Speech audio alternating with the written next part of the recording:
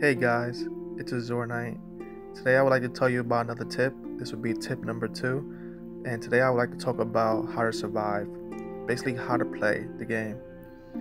Um, there's a certain way people play the game, and most of the time people play to be competitive. Most of the time people play to be a leader. Most of the time people play just to burn something.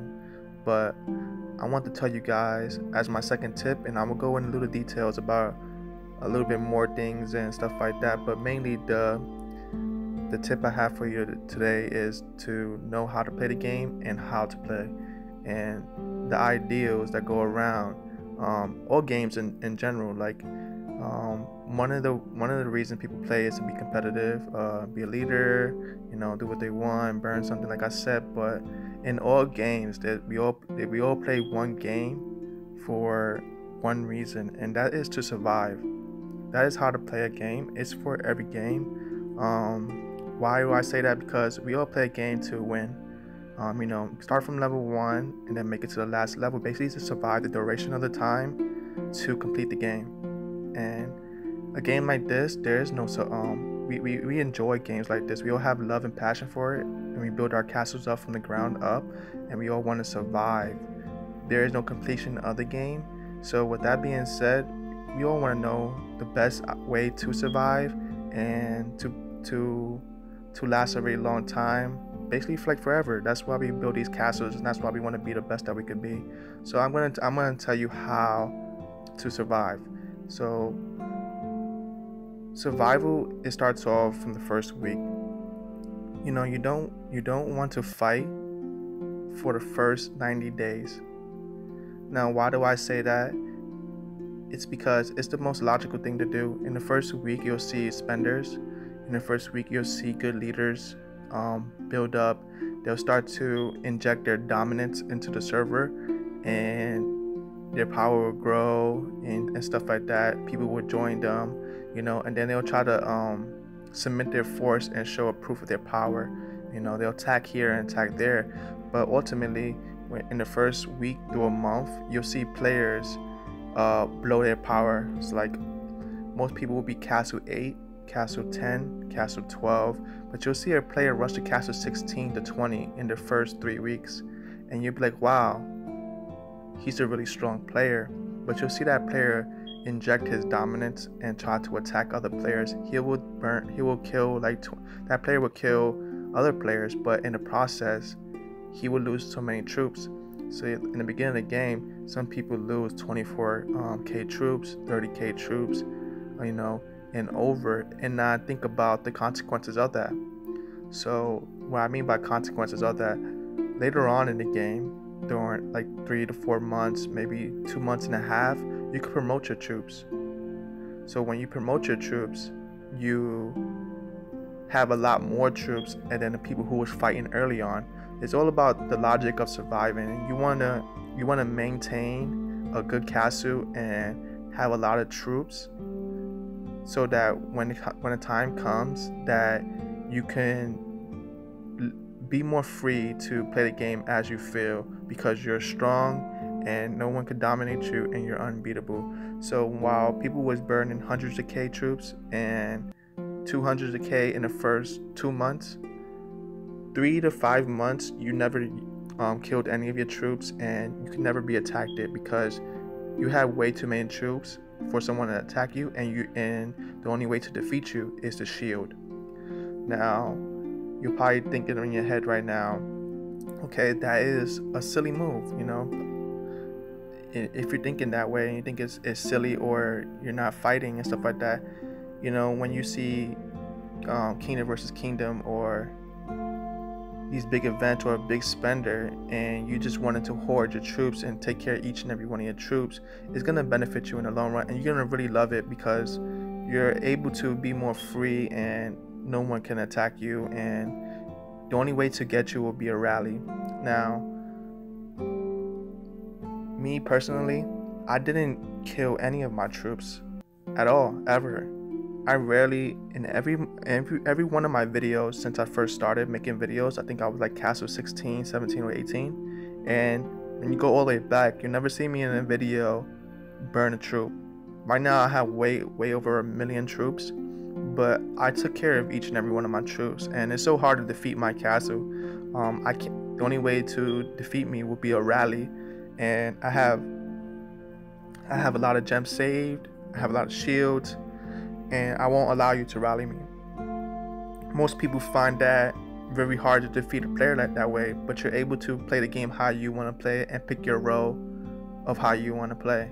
So with that being said, I think that you should take care of each and every one of your troops, and if you do decide to fight, wait till you're level 37. Get your skill hit, and then you get your kills, your military points. Wait till you're level 37, because when you're in battle and you do your skill hits, which will be in battle going all the way down, you want to learn this skill right here. It allows you to attack an enemy without having death.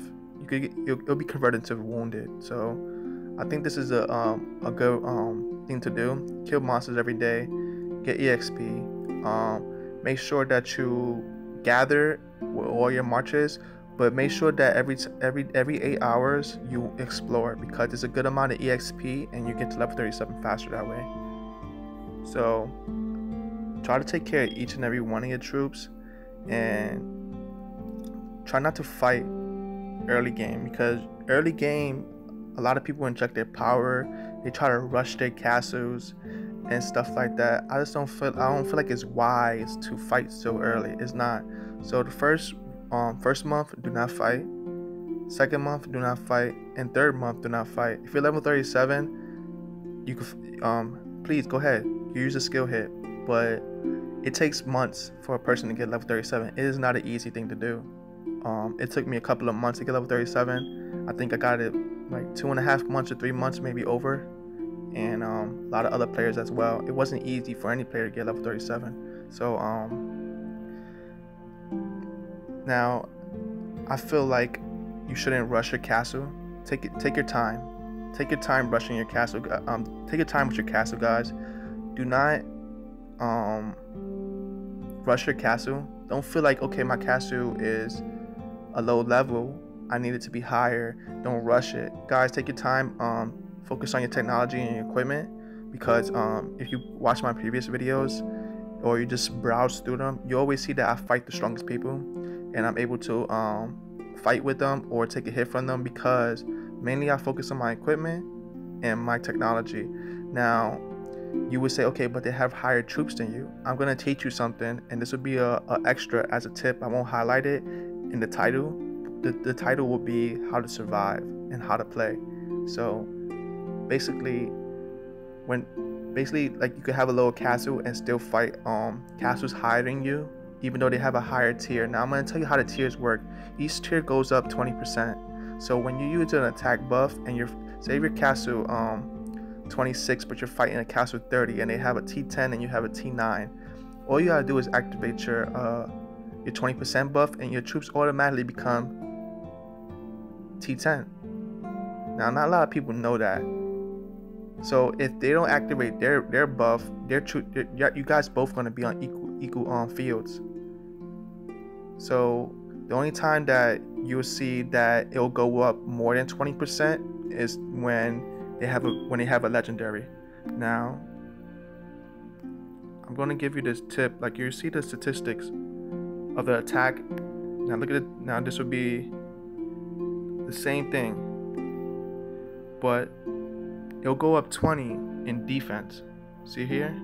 That's 20%, but the attack will be the same. That's because this is an attacking unit and this is a defense unit. So this would be T9 and this would be T10. Not much of a big difference. All you gotta do is activate a percent buff. Now this goes to show you that stats are only a 20% difference throughout the whole game. See, 20% attack increase. 20% attack increase. This is basically like a little bit 20%, but it's still the same. Still ideally a little attack increase. Now when you get to legendary, you'll see it go like 20 to 40%. Now I'll show you. Here goes my T9. Now here goes the legendary unit.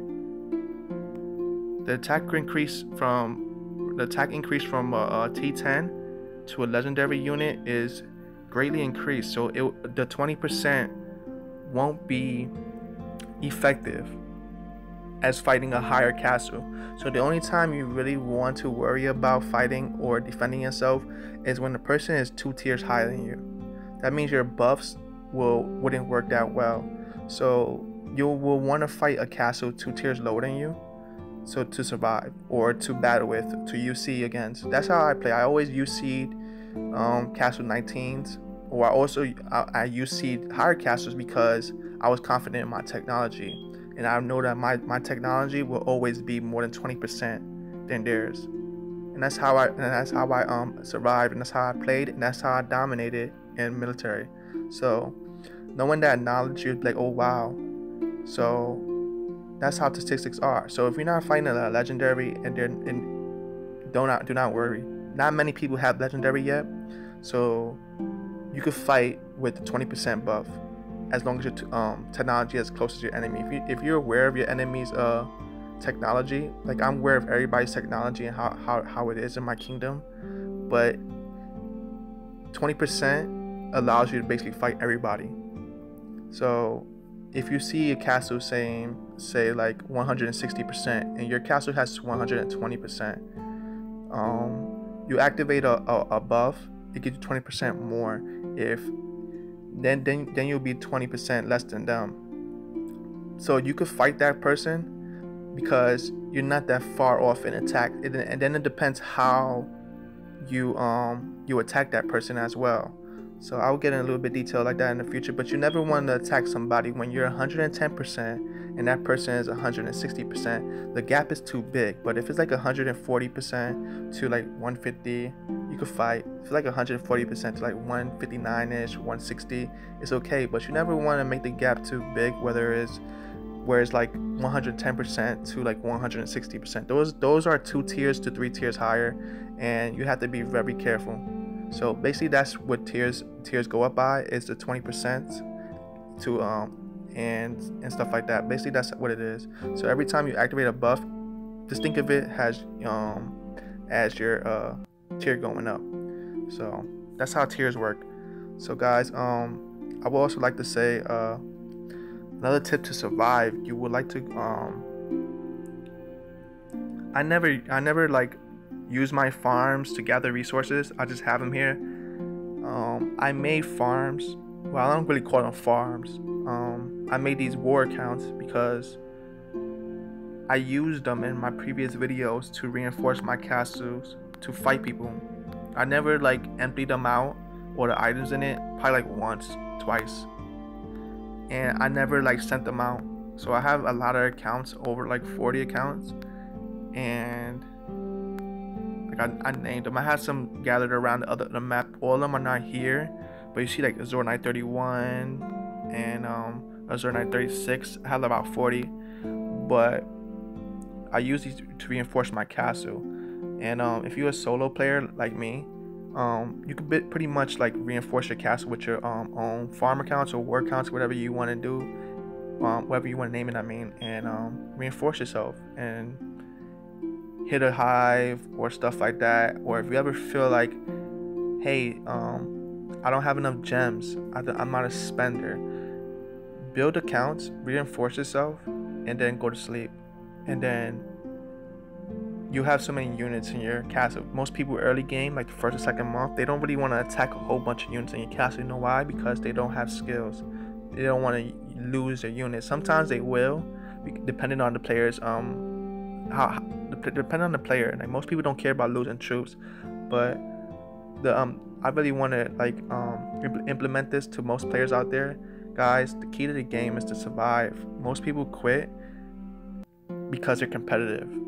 I've seen people in my kingdom talk trash, and they'll attack you, and then they'll lose 50k to 100k troops and then quit the game. Guys, the game is about surviving. Take care of each one of your troops. Try to play in a smart, logical way, because you don't want to lose your troops and feel bad about it. And you definitely don't want to like rely on a leader.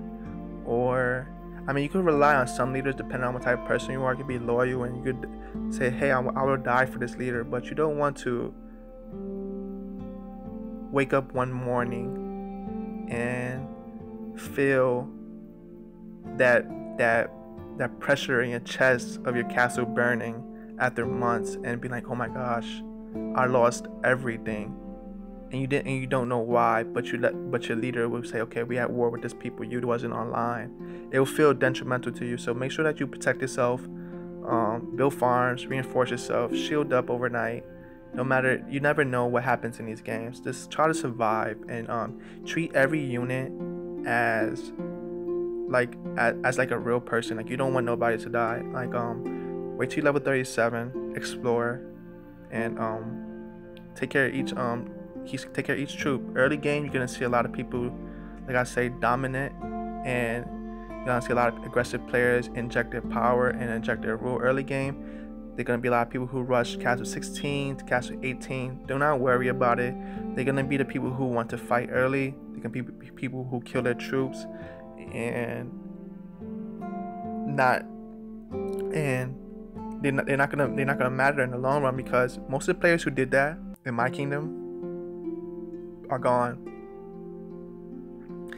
Most of the players who did that in my kingdom, they burned too many troops, they fought too much, and they're gone.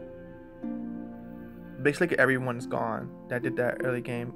Most of the people who are in my kingdom right now that are really strong are the people who didn't war a lot, who survived and made logical decisions. Like, if you look at the top rank, I'm going to just briefly cover this with you. When you look at the top rank and you look at the rank 1, the 15 million power, he never really warred a lot, but he was a survivor. He made logical decisions. He didn't fight as much. While everybody was fighting, he grew, and he was a survivor, you know. My power is 8.5 million. I have troops. I have like over 100k in the hospitals. My power is 8.5 million. But you have Tatua, the rank 4. Never really fought a lot. I never really seen him burn a troop. Actually, he did once. He made a mistake and he attacked me and he killed a lot of his units. But after that day, he never ever tried to lose a troop again, because he learned really quick. Like, he said, okay, this is too much. Losing that many units is not worth it. So he lost a lot of units, and as soon as he did it, he quit the alliance. He was in AOC, and I remember with AOC fighting me. And AOC, they rallied me a whole bunch of times. They solo attacked me and lost a lot of units. You know, they didn't have the experience or knowledge of how to play the game or how to survive at the time. But during the process of going to war with me, they learned a lot, and they grew as an alliance. But ultimately, they fell off because they made a lot of mistakes. But after Tatsua, the day that Tatsua, Tatenga, and Sir T-Bag rallied me, Tatsua lost some troops, and he noticed right there and then that I wasn't losing troops, and I would just heal up, and their clan, their alliance, was just losing way too much, and he left that day. And ever since that day, he been growing, and he didn't make no mistakes, and he's a strong player right now, and he can do what he wants. He's level 37, he can attack, and it's just way more logical to wait to the right moment, and you get your right lord skills, and you just at that moment where you feel like you could do as you please without having so many casualties. So Nan, rank 3, never fought, never been in a war. Her power is a lot. Ewan, he made 1 or 2 mistakes. No, actually, Ewan didn't make a lot of mistakes. He made like probably 1. He attacked me before, but he really never lose anything. So when you see all these players right here on the top 5 and up, from rank 1 to top 5, we never really lost any troops throughout the whole process. Like, all our troops would go wounded. Like, you would see the rank 1, he'll go from 15 million power, attacking me, going to 13 million, and then he'll go back up to 15 million. But we never, from rank 1 to rank 5, we never lose troops, ever. You see New Zealand, he was Sir T-Bag's account before he gave it away, and his power never increased it. New Zealand posted, which is T-Bag's old account, he's supposed to be one of the strongest in the kingdom. That account will keep going down, and as you see, rank 7, 8, 9, and 10, they're all going to catch up and pass New Zealand because that player cannot keep up with the top ranking people. But guys, it's all about surviving. All the people who did attack, like D'Artagnan, and all the people who was at war and claiming they could be at war, was and rallying and stuff like that, and Alagio, they couldn't actually make the logical decisions to do war. Rallies, losing troops, hitting farms with troops inside. They injected their dominance so much that they lost so many troops that the survivors, when they did attack the aggressors, it hurt them so bad because the aggressors had so many little bit of troops. Like I was a survivor. I never really made decisions to have casualties. That makes sense. So when I did tackle an aggressor, the aggressor was the person always attacking, always losing troops, always not waiting for the skill hit. So while I was surviving and being a defensive player and an offensive player at the same time, but mostly defense, I wasn't really losing troops. So when I was getting over 1 million troops, that aggressor that always attacking, always injecting their power, and always using fear and stuff like that, they would stay 300k to 600k troops while I was going well over 1 million. So I was outgrowing them ultimately. My power outgrew them because I was the defensive player. So those players ultimately quit, and all those players ultimately got zeroed and then quit because they couldn't. They made so many aggressive plays that it didn't benefit them in the long run. So basically, when you want to play this game, guys, it's to survive. I just wanted to highlight that when you play this game and you make an investment in your castle, guys, for the years to come, just have that in mind. You just want to survive. You don't want to inject dominance. You don't want to lose troops. You don't want to wake up one day and your castle's zeroed. Try to make logical decisions so that you can survive for the years, because this game is not a month or 2 months or 3 months game, 4 months game. This game is your investment. This game is your baby. This game is your castle that you love to build up and you want to see in the years to come. So I hope that you enjoyed this feedback. That's basically my topic for today, is talk to you about how to play and how to survive. If you're competitive, that's fine. Don't be competitive in a way that you're gonna give so much up, because you do want to survive. I know you probably think, okay, but that's no fun, but if it's fun for you to play that way, but I hope you can survive in the long run. But try to survive, guys. Treat every troop important. Grow your castle. Make sure that you do speed ups in your events. Make sure that you're doing your technology. Try not to rush your castle too much. It is necessary, but you always want to make sure that you're on an equal keel with everybody else in your statistics. Focus on your equipment, focus on your troops. Try not to make rational decisions. Try to make rational decisions, not irrational. Do not make too many mistakes, because you're going to be left back. And when it is big wars or kingdom versus kingdom, which you don't really have to worry about early game, kingdom versus kingdom is like almost half a year away from the start of a kingdom. But at the beginning of the kingdom, take it easy. If you do join an alliance, make sure that the leader is a sensible person, it's a good guy, peacemaker, someone that you're gonna feel safe with your castle unshield overnight. If you do not want to be that person, I do not rely on leaders. Unfortunately, I was a leader many times, and I failed at it because it was too much responsibility. I made decisions that affected my players, and I decided to be a solo player. So the last 2 years, I've been a solo player, and I've just been pushing myself to new heights. It brings a lot more pressure on me to make enemies. It brings a lot more pressure to me to fight a lot more, because with all that pressure, it allows me to become a better player, because I feel like I shouldn't let my guard down. I shield up all the time. It puts me on my toes. So I'm a better player now, and I like that feeling. It drives me to play the game every day. So if I was in an alliance, and I'll be more lean back, I'll be more comfortable. I really wouldn't feel like it wouldn't give me that push. So that's the type of player I am. I'm a solo player. So, but guys, if you do join an alliance, guys, try to be safe and always protect yourself. You never know what's gonna happen to you. You don't want to wake up. You want to wake up one morning and all your troops are gone. Your castle's burning. Because that feeling, it really, when you're new to the game and you play it months, you really talk to people, you're investing in your castle, you're spending time in castle, and you really like it. But that first time when you wake up and everything is gone, it really it gives you a certain feeling. And I can't really describe it in a way. But guys, try to survive, and I hope you enjoyed this video. Hope I gave you some good tips, whether it was my farms, reinforcing yourself, or something of that nature. Guys, I hope you really enjoyed this video. Don't forget to hit that like and subscribe button. Peace.